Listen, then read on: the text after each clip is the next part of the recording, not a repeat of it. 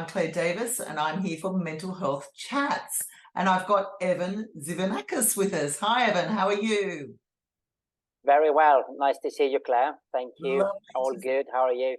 I'm well, and lovely to see you as well. And Evan's going to be talking to us about perseverance and how to empower managers to ignite perseverance. So first of all, Evan, whereabouts are you calling from? Right now, I am in Cyprus. Wow. Yeah. When you say right now, where do you actually live? I spent my time in between Asia, like Cyprus, Greece, as well as Singapore and Malaysia. So between Europe and Asia. So, interesting. Yeah. That's absolutely brilliant. So who is Evan Tzivanakis? Evan Tzivanakis is, first of all, is a father, is a husband. And on a professional note, I am an L&D specialist with a B2B corporate training company called News Navigation. Yeah. And I also personally, I work with leaders and teams to identify and address specific challenges and opportunities, and then leveraging proven frameworks and strategies to help them improve performance, communication, and overall effectiveness. Excellent. So you've explained a little bit about what you do.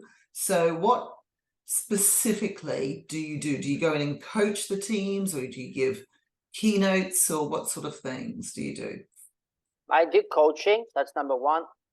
Coaching usually it's with senior managers and C-suites on a specific challenge, time management, burnout, lately overwhelmed.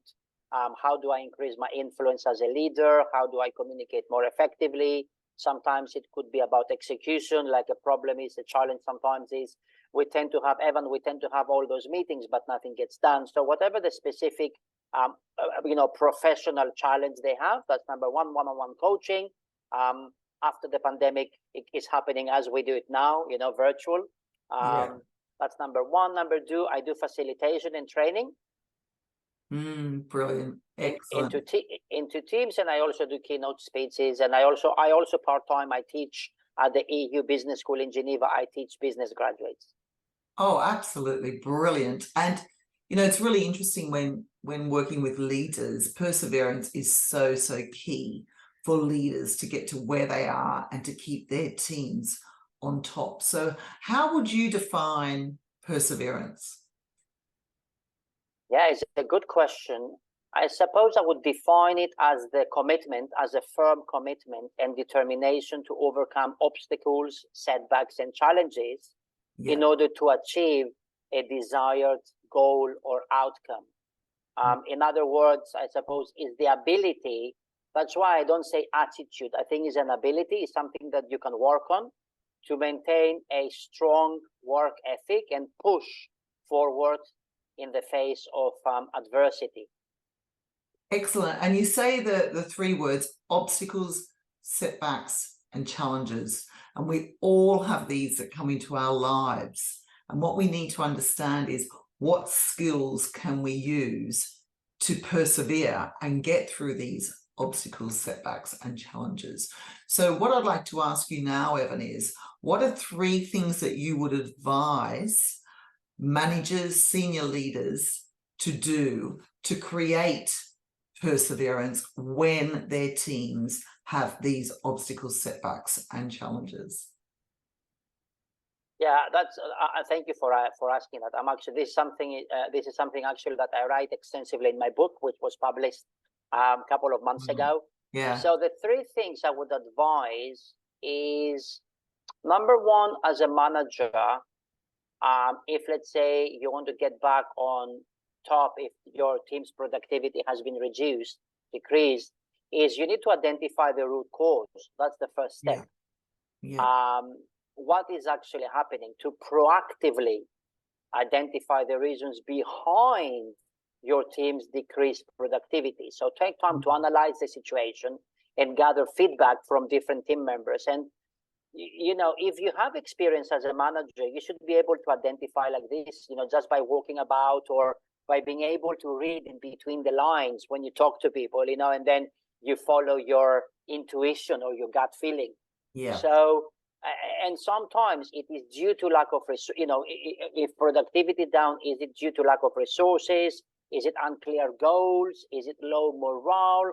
Or is it like external factors? And by pinpointing the underlying issues, you can address them effectively. So number one, identify the root cause. Root cause. Brilliant one. Yes. Brilliant one.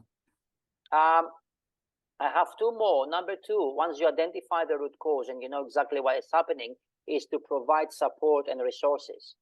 Yeah. So once you understand the reasons behind the productivity decline, you need to take action to provide the necessary support and resources to your team. Yeah. And what do I mean by support? This could include additional training, Yeah. tools, maybe you need personnel, and so on. So you need to ensure that team members have the right skills and knowledge to perform their tasks efficiently, you know. And additionally, you should be able to remove any obstacles or bottlenecks that hinder their progress. And you know, once you identify, you know, just like a doctor, once you diagnose, I think to solve it is easier. And maybe sometimes it could be like, you know, internal motivation. It's quite interesting actually. Before I quickly go to my third step, is sometimes I have some managers coming to me and say, my sales are down. Would you mind training my salespeople? And when I do my assessment, I realize that the problem is not actually what the salespeople are saying, is not their sales pitch, but is internal motivation. Something is happening internally. Could be a toxic work environment. It could be the boss sleeping with the secretary and everybody knows it. I don't know, but yes, who knows? yes. Who knows? And it's all about the mindset, isn't it? It's really, really interesting. And if we can get that right, identify the root cause, then support to help people have the right mindset, that's going to work really effectively. Thank you. Okay, what about the third tip? The final is, and we hear that all the time, is to foster a positive and motivating environment. I mean, motivating, I don't mean no one calls you to say, good morning, Claire, wake up, come on, be motivated. Nobody does this to me. I don't mean this, but to create a culture where people are actually proud and happy to come to work. And, since the pandemic, people have lost hope. Yeah. So a positive work environment and honest, I suppose. I don't mean the high-fi American positivity that I used to do when I was a manager back in the UK 10 years ago.